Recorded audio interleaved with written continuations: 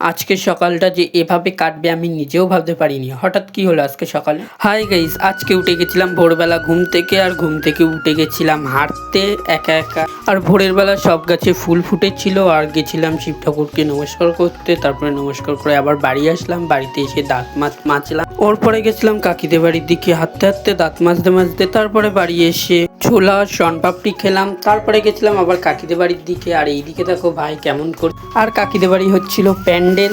আর এইদিকে আমাদের বাড়ির পাশে একটা ছেলে, ও হলো কুকুরকে ধরে টানাটানি করছিল, কুকুরের কান ধরে টানছিল, কুকুরের গায়ে উঠছিল।